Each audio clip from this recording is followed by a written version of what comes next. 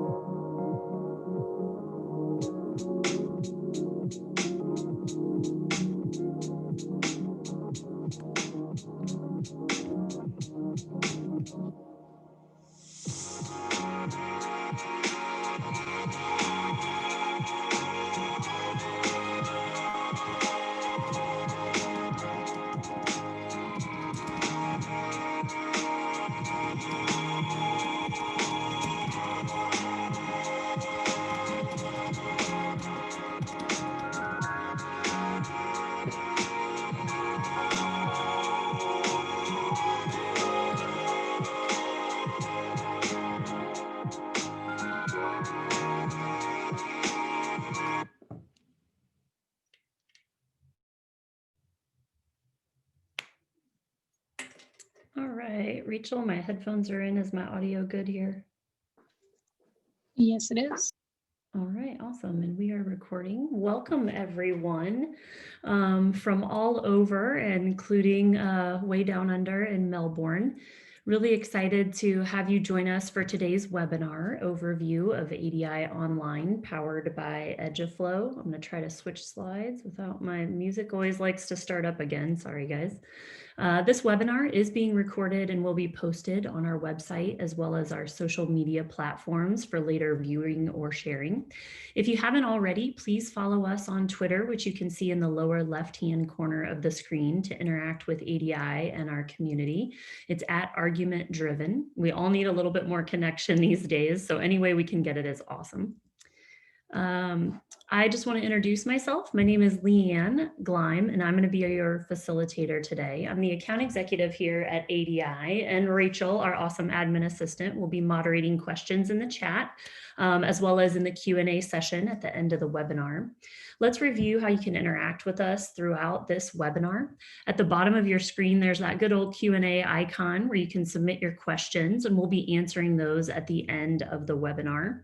And the chat function, as you can already see, allows you to chat with each other throughout the webinar. Any links that we share during the webinar will be included in the description. We'll try to get those posted in chat as well. And will be in the post-webinar email once the recording is posted. So let's go ahead and dive in. I wanted to just go over a couple of the goals before we get going. Probably the main reason why you all are here is to figure out why ADI Online, right? And then we're going to go through a quick live demo of student and teacher views, just to kind of give you an idea of the functionality. And then finally, we're going to talk about some additional resources and even give you some places that you can go to learn a little bit more about ADI and ADI Online.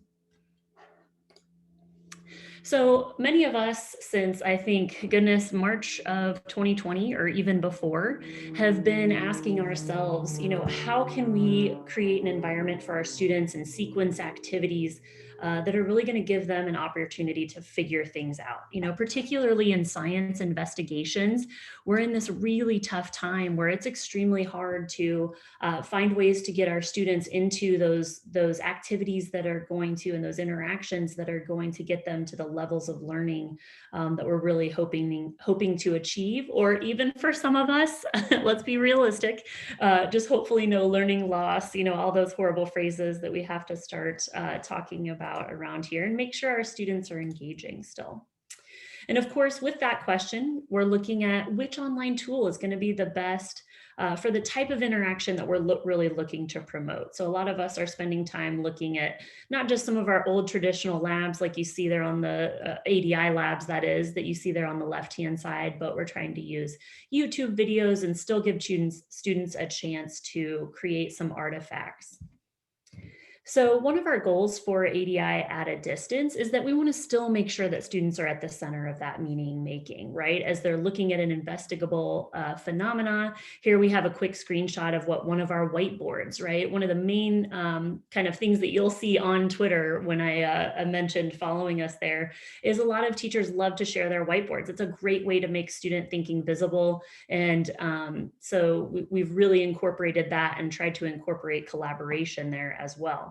And obviously, we know that your time is in as high of demand as ever. We've all been classroom teachers here at ADI at one time or another.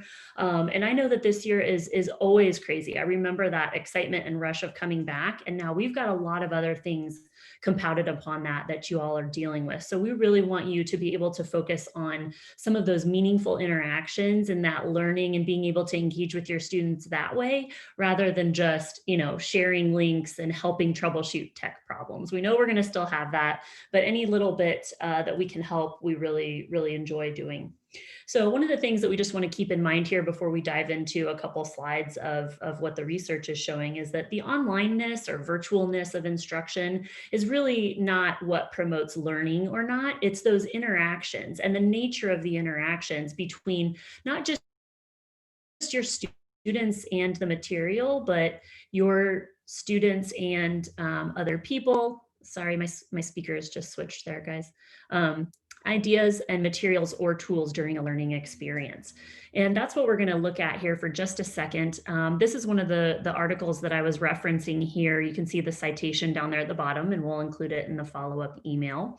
But this is just a way to classify the nature of the instruction based on the type of interactions. And several of these key terms you've heard before. And those are interactions that take place between a learner, other people, ideas, and materials and tools. And so we're looking at passive, active, constructive, and interactive. And you can really view it as kind of a continuum that we'll be looking at. Research supports that the farther along that continuum toward interactive interactions, there's a tongue twister for you, the more learning is going to take place. So what do we do when instruction is delivered at a distance? You know, many of us are seeing screens like this anymore, where we've got our presentation with our students, or, you know, we're in meetings with some of our colleagues. So so what do we need to do to make sure that we're still able to achieve our goals for our students? So as you can imagine, it can be relatively easy to find passive and active interactions between learners, other people, ideas, and materials or tools. These are things like videos, as well as some interactives where students are kind of observing the software and just interacting with some basic things in a very kind of introductory way. But really the focus then, if we know that more learning happens at the top of that continuum in the constructive and interactive types of interactions, how do we make sure that that happens?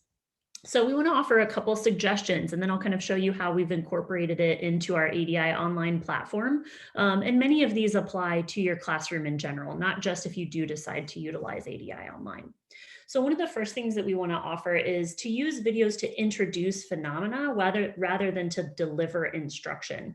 So one of the examples that we've used kind of throughout this time is this is a third grade ADI investigation called Life in Groups.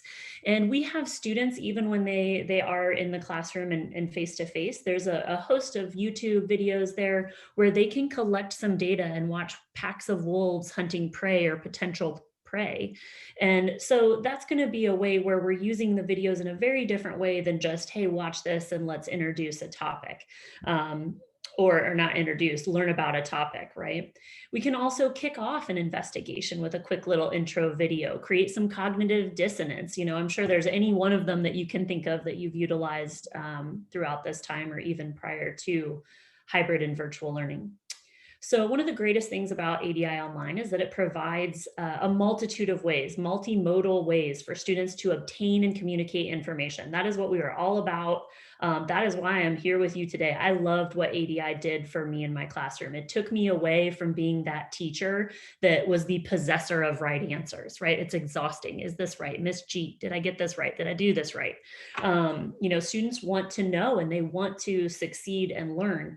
And then it really put those students at the center of that meaning making. And so I, as the teacher, had insight into kind of their processing of these ideas. And now I was more of a resource and kind of a thinking partner versus just the holder of answers.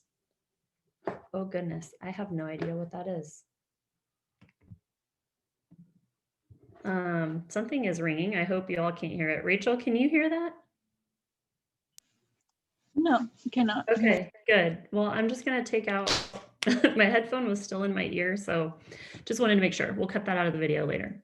Anyway, as I was saying, so one of the great parts about this is on the ADI Online platform, you have the chance to be able to have some of those meaningful interactions where you're a thinking partner and a resource for your students as they make their thinking visible. So another thing that we really try to do is use simulations and online tools to give students an opportunity to plan and carry out investigations rather than just to illustrate concepts. This is a quick screenshot of the investigation proposal. It's usually a physical template that we hand out to students, but we have it built into ADI Online. And then we also, if you haven't had that struggle with putting students, even sometimes adults, in breakout rooms can be a little scary. I don't know if you all have experienced that yet, but putting students in a breakout room or in small groups in a virtual format can be really challenging, and it puts a lot of onus on the students, and you really have to have a way to hold them accountable. One of the ways that we hold them accountable is we ask them to create some artifacts. In the case of the picture on the left-hand side, we have a student narrating their whiteboard in Flipgrid. You could also do a group kind of screencast during that breakout time, but having a central artifact that they're working on and a task for them to complete to be able to hold them accountable to engaging with the material in the way that you intended is really helpful. So ADI Online is powered by Editability, and we believe that rigorous and equitable instruction can happen at a distance. We know you're facing hurdles, attendance, tech issues, all of these things. I just want to share some of what ADI can do to kind of help you find a way to engage in those constructive and interactive interactions with your students.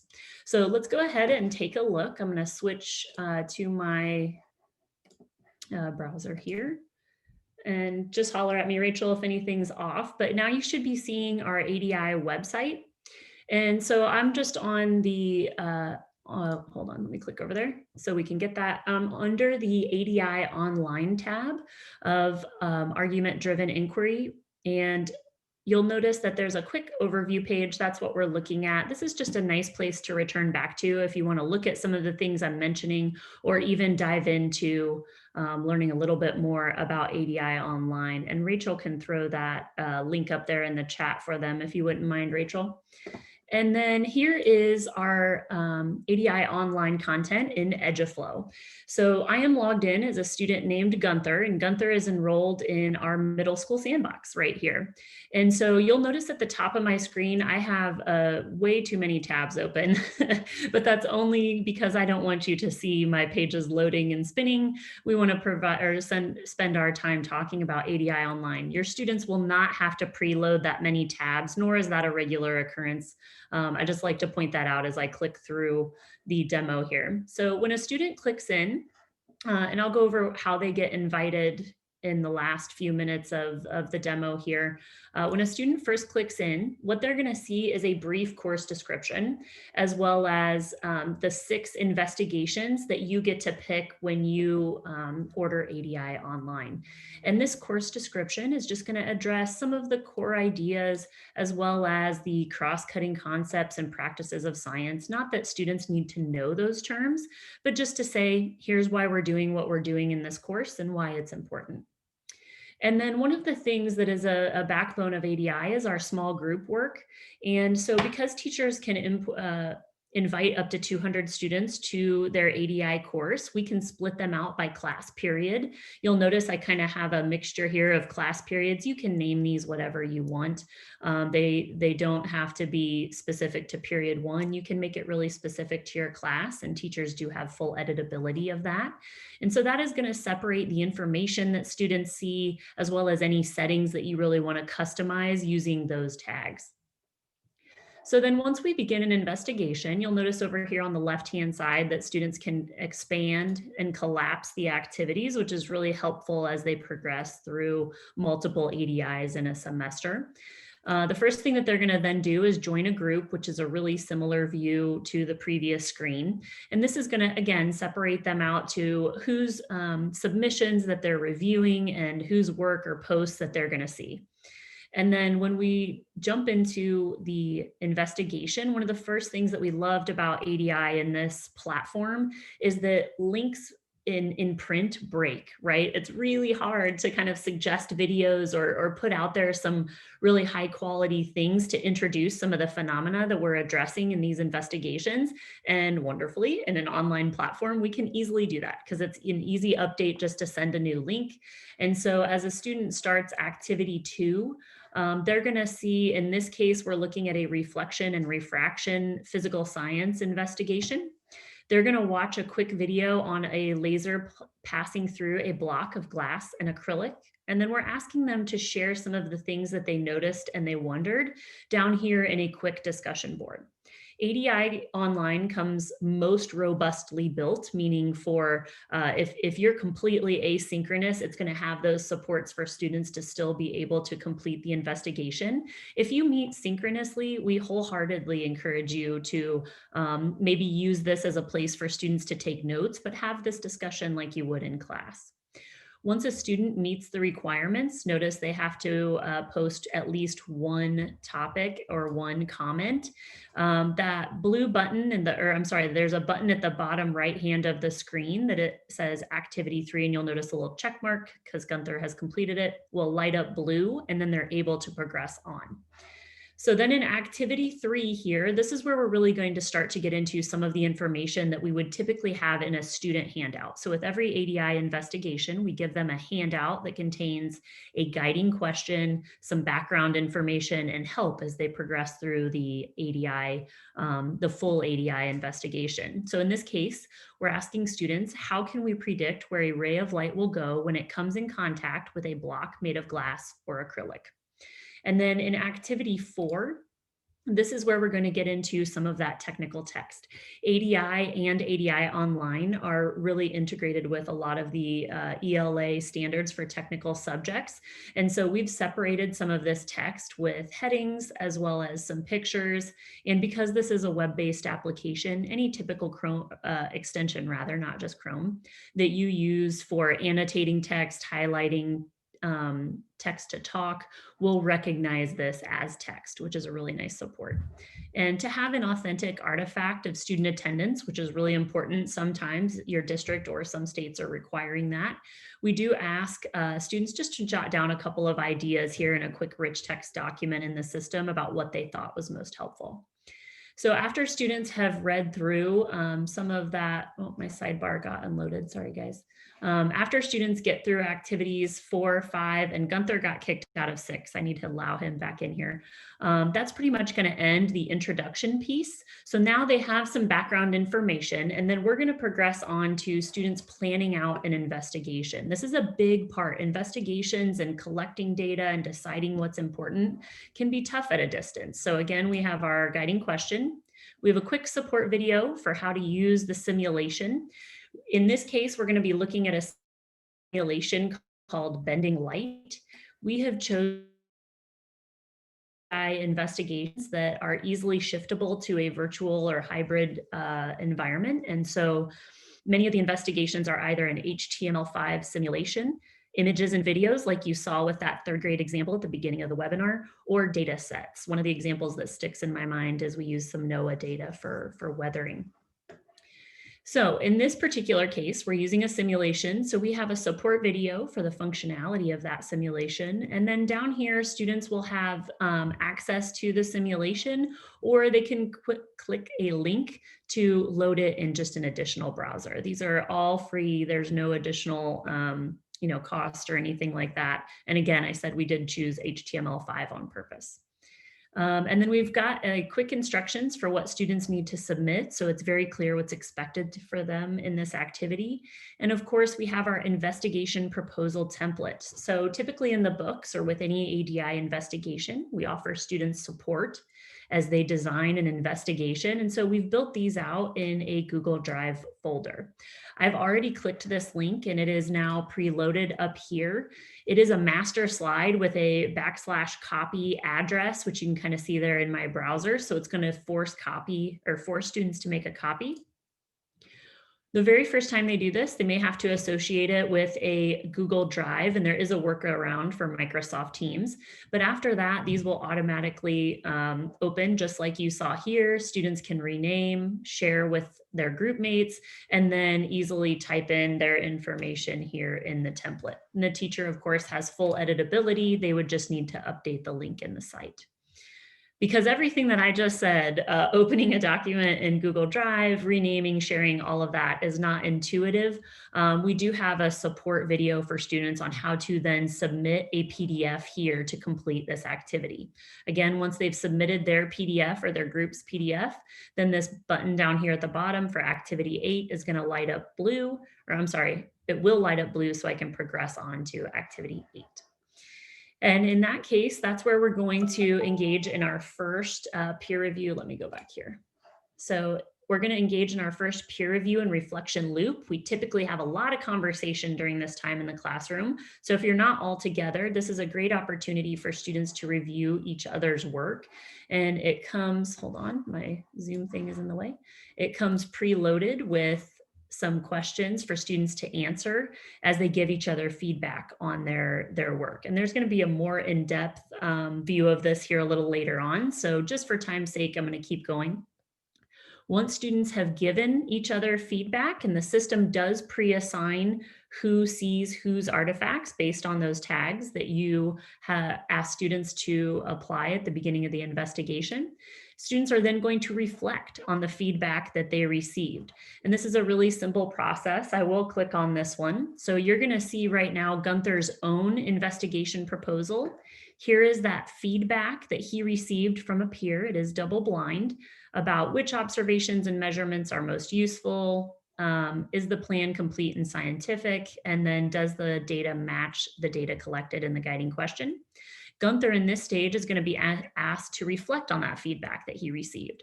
What did he learn? What did he learn from reviewing other proposals? Super helpful. And how does he plan to improve his investigation?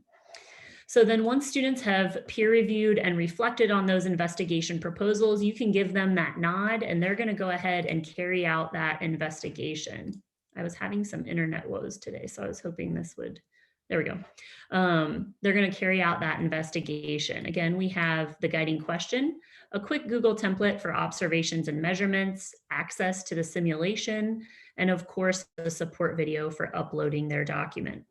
And in the next stage, this is where typically stage 3 or activity 11 here, students will create that draft argument, those big whiteboards that I was referencing earlier. We have a draft argument presentation template built out in Google Slides, which you can see here in the support video that we've made. We have those 4 parts that students use to craft an initial argument in any ADI investigation, as well as some support slides for them there. And then once students have created that and uploaded it to the system for the argumentation session, prior to the argumentation session where they look at and review each other's arguments, they're going to get to present their argument, which is one of the the coolest functionalities. You can now do either a screencast and narrate, or you can also do a webcam video. Once they've uploaded that, we're going to engage in another peer review and reflection loop here. I'm going to show you what that screencast looks like when I click on one of the completed peer reviews by Gunther. And here's the video another student has submitted. And I realize I'm kind of glancing over this really important process, but you will get a recording, and we've got some other more in-depth overview webinars as well if you want to see some more intricate pieces of this. So finally, once students have presented their draft arguments, given and received feedback, we're going to kind of wrap up that piece of this ADI with a quick discussion of the core ideas. This is that explicit and reflective discussion that we, that we do in stage 5. So we've just introduced a picture from the reading at the beginning of the investigation and asked, why was the ray of light from that laser level red? And again, built out a discussion board here for students to expand upon that. In this part of the investigation, we also look over investigative design and even ask students to come up with 1 to 2 rules they want to keep in mind the next time they plan and carry out an investigation. So we're really getting into those science and engineering practices. And then the last part here is where we're going to create a draft report, peer review that report, and then submit a final artifact. This is done as individuals, and we've given them some content. ADI reports are typically 3 sections. And in this case, we have that draft investigation report template again with sentence starters, which is really, really helpful, particularly with all the new things that students are being exposed to. So again, you see that opened up there. Once a student submits the PDF of that investigation report, we'll engage in that final peer review and reflection process, something that teachers have really said they appreciate seeing from students. And I'm going to kind of switch over just to the teacher side of things really quickly. If there are any questions, Rachel, feel free to jump on. I'm happy to keep chatting if not. And so now I'm in the login page. I just switched from student view to now I'm going to be in as an instructor myself here. So this is that same exact middle school sandbox that Gunther was enrolled in as a student. I'm going to hit the highlights for you all here, just so you get kind of an idea. This is, the cookies for this are really good, so it kind of kicks us back to where we left off. But here's that same course description that students see when we first log in. You'll notice it's a really similar view. We have the option to add activities and flows as a teacher. You get full utility of the platform. So if you want to add some other things, feel free. And then you'll notice up here, you also have a summary tab for monitoring student progress within the system. I can follow where Gunther is in the class. I can also export and search. One of the most important pieces here is participants. How do I invite students to my class? You would be the instructor of record. One of the things that you can do is it comes with a quick show of the instructions right there. So you can always share that out with students. Or what we recommend is you can invite students with a quick file import or copy paste and choose whether or not you send the email right away. One of the really nice things about the participants tab here is it's going to allow you to kind of keep eyes on how students are doing, whether they've accepted that invitation email that you sent. You can help apply any tags if need be. They don't have to do it themselves. And then down here for Phoebe, you can see that we can deactivate her or log in as her. And the very last thing here before we go to Q&A, we've got just a few minutes left, is I'm going to show you the editability functions that I've been kind of referencing and the functionality of the content here. Everything that you've seen will come, aside from the tags, will come preloaded and ready to go. I'm going to click on Investigation 1, which gives me a really nice overview of the types of activities that I've got and any deadlines that I've set. I'm going to go back to this Plan Out Your Investigation. And then you'll notice I have this settings button up here. This is going to allow me to edit any of the content that's already pre-built in there. Maybe you want to put a quick little reminder up here at the top. You can also add links, very basic functions, images and videos or screencasts, as well as code if you're really feeling that fancy. And then down here where we get into some of the more specific parts of what the EduFlow platform can do. One of the great things are these last, that's in most of the activities, I will say, are these last 4 functionalities. So we can copy particular activities and assign different ones to different tags of students. That's going to be a really big statement. And I know a lot to unpack. But if a group needs maybe some less support, or another group needs more support, or has a different timeline, you can easily do that by selecting using those tags that we had set. You can also hide the activity. Even during our pilot this summer, students said they preferred to have more activities that were easily clicked off versus less activities that were really long. But 21 can be a little intimidating. I think we've gotten it down to about 19 in most, 18 or 19 in most investigations now. But you can easily hide it if you want, so students can't see them all when they first log in. It does come loaded with prerequisites, but you can easily delete or add your own. And then of course, you'll see I have a deadline set for way back in July for this particular activity, but this really helps the class kind of progress through together. So that is all I've got for this particular demo here. But the next thing that I wanted to do is click back to our presentation. I'll wrap up here, and then we're going to go ahead and take some questions. Whoops, that's not, why is that not doing that? Oh, here, there we go. Sorry, guys. Share. All right. I'm not sure how my presentation, there we are. So if you do have any questions, please hit that Q&A button at the bottom, and we'll catch them here right as we wrap things up. So I just wanted to revisit back to how can we sequence activities to give our students the best opportunity to figure things out, to interact with some of those tools for the type of interaction that you're looking for. We argue that you can use the same instructional models you use inside the classroom. Here's a picture of one of our ADI teachers doing a synchronous review of a whiteboard there projected on her screen that they're talking through. And ADI is an example of a model that you can use to create these opportunities, those constructive and interactive interactions to promote some of that learning during remote instruction. But don't just take our word for it. We have some testimonials here from what teachers are saying about ADI online. We have a middle school teacher from Colorado who completed it with an 8th grade science partner, said that overall it was a great experience, and she's so glad to be able to use our platform this year. It's been allowing them to help kids do science even as they move in and out of the classroom. Unfortunately, something that we may all be facing here for a bit, depending on your location. A high school teacher in Minnesota noted how user-friendly the platform was, and they loved that each step of ADI is broken down for students. Really helpful as we're in some challenging times, and especially during science investigations, which can be tough at a distance. And they like the flow of the EduFlow platform. It makes it easy to channel students and makes it so they do not get confused as easily. And then finally, just a line here from an elementary teacher that she liked the ease of going through the stages and also seeing the students' comments immediately.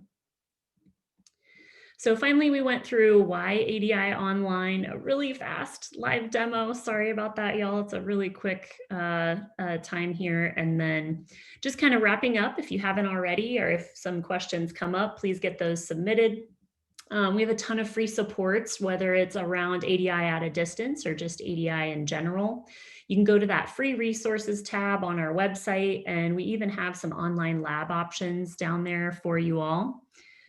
And we also have some professional learning opportunities, our online course, as well as synchronous virtual workshops. We have one coming up on February 20th that you can see on the website as well.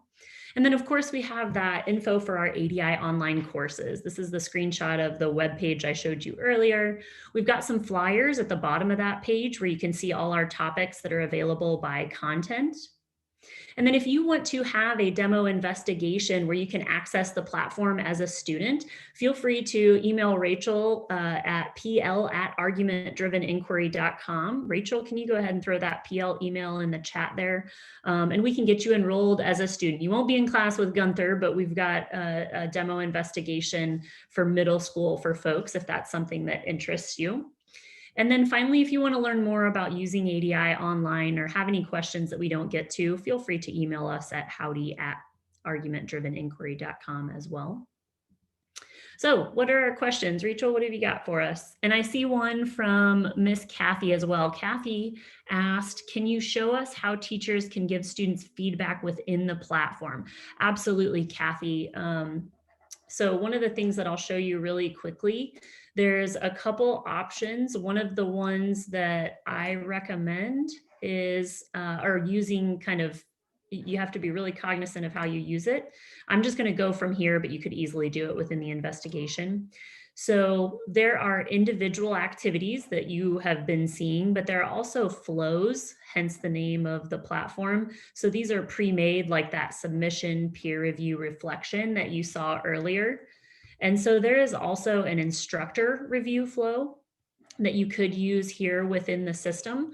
What I recommend, particularly if you're wanting to give a grade, is to have students submit to your own LMS.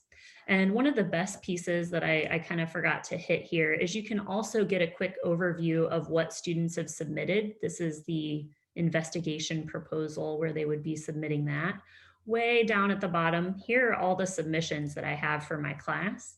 And when I click on this, it's going to give a really nice overview of not just Gunther.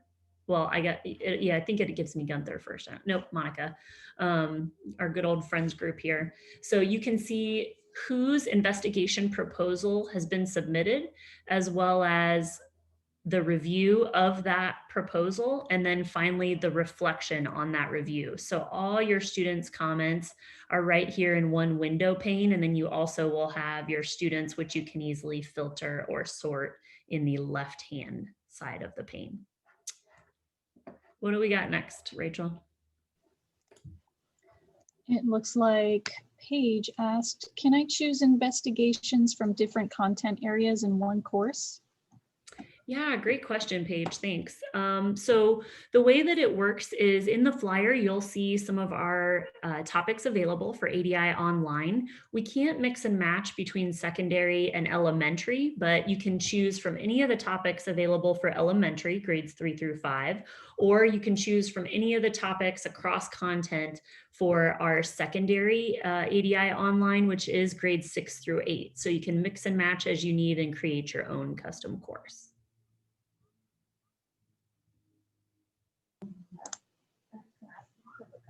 Anything else there?